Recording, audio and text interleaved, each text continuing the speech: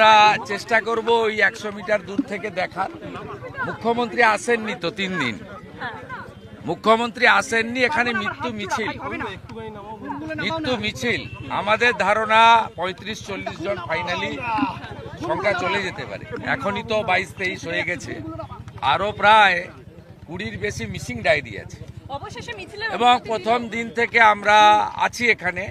অশোক দিন্দা ময়নার এমএলএ আছেন এখানে, লোকাল যারা ভারতীয় জনতা পার্টির নেতৃত্ব তারা প্রত্যেকে ভলেন্টিয়ার সার্ভিস দিয়েছেন। যেহেতু অধিকাংশই মেদিনীপুরের লোকজন, তাদেরকে এখানে থাকা টাকা বা যা ব্যবস্থা আমরা যতটা পেরেছি করেছি পাশে দাঁড়ানো।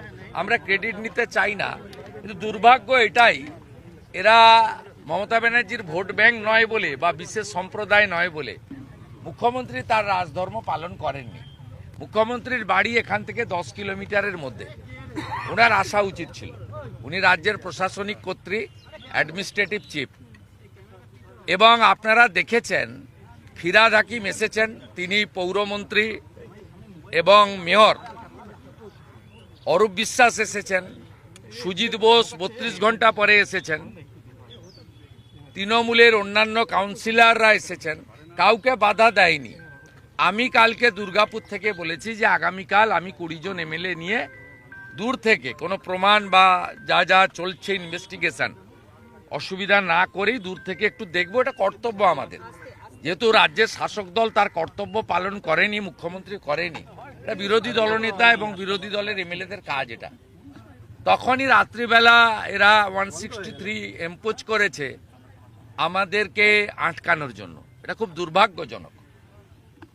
এবং পুলিশকে এইভাবে for the party, by the party, of the party সিস্টেমে চালানো হচ্ছে, যেখানে ফিরহাদ হাকিম মন্ত্রী, মেয়র অরূপ বিশ্বাস মন্ত্রী, সুজিত বোস মন্ত্রী, তারা সুযোগ পান। মন্ত্রী পদমর্যাদার বিরোধী দলনেতা এই সুযোগ পায় না, তাকে আটকানোর জন্য 163 হয়। তার সাথে সাথে আজকে মিছিলটাও বাতিল করেছিল। আমাদের মনোরঞ্জন জোরদার জেলা প্রেসিডেন্টকে হাইকোর্টে যেতে হয়েছিল, হাইকোর্ট পরিশেষে অনুমতি দিয়েছে। আগামীকাল 11টা থেকে 3টে আমরা হাইকোর্টের নির্দেশিত পথে জমায়েত করব। 12টার সময় প্রসেশন শুরু হবে, শান্তিপূর্ণ প্রসেশন হবে। থানা থেকে 200 মিটার দূরে আমাদের মিছিল পৌঁছাবে, সেখানে আমরা মিছিল করার প্রতিবাদের কারণ জানাবো। এবং একটা জেলা প্রেসিডেন্টের নেতৃত্বে একটা ছোট ডেলিগেশন রাজ্যের ডিজির উদ্দেশ্যে, চিফ সেক্রেটারির উদ্দেশ্যে একটা জ্ঞাপন কালকে থানাতে দেবে, যাতে ঊর্ধ্বতন কর্তৃপক্ষকে পায়। আমাদের মূল বক্তব্য হচ্ছে এই যে এক একটা যৌতুকগৃহ কলকাতা বা বৃহত্তর কলকাতায় তৈরি হয়েছে, এর জন্য স্থানীয় তৃণমূল কংগ্রেস এবং স্থানীয় থানাগুলি দায়ী।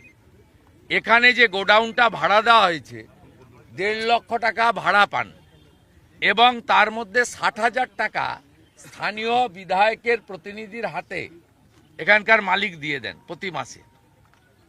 এই যৌতুকগৃহ না আছে লাইসেন্স, না আছে অগ্নি নির্বাপক ব্যবস্থা, না আছে কিছু। এই এত বড় মৃত্যুর মিছিল, এর পরেও মুখ্যমন্ত্রী সরকার রিল্যাক্টেন্ট কেন? কেন ফায়ার ব্রিগেড মিনিস্টার তার দায়িত্ব স্বীকার করে রেজিগনেশন দেবেন না? কেন মুখ্যমন্ত্রী এখানে আসবেন না? কেন 50 লক্ষ টাকা, কেন 50 লক্ষ টাকা ক্ষতিপূরণ দেবে না? কেন যাকে তাকে আপনি চাকরি দেন, এদের চাকরি ঘোষণা করবেন না কেন? আমরা এই জন্যই প্রতিবাদ করি।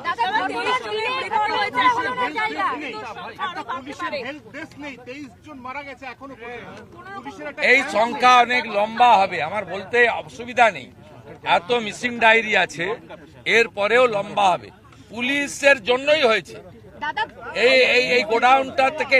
আপনি বলুন তো, এখানে ওয়েটল্যান্ডে কেন এগুলো হবে? এটা জলাভূমি। মাননীয় বিচারপতি অমৃতা সিনহার কোর্টে কেস পেন্ডিং রয়েছে, সবাই জানে এটা ওয়েটল্যান্ড। এই ওয়েটল্যান্ডটা গত কয়েক বছর ধরে দেদার বোঝানো হয়েছে, বিক্রি হয়েছে এবং মাসে মাসে তোলা হচ্ছে। এই জিনিস আমরা সমর্থন করে দেখতে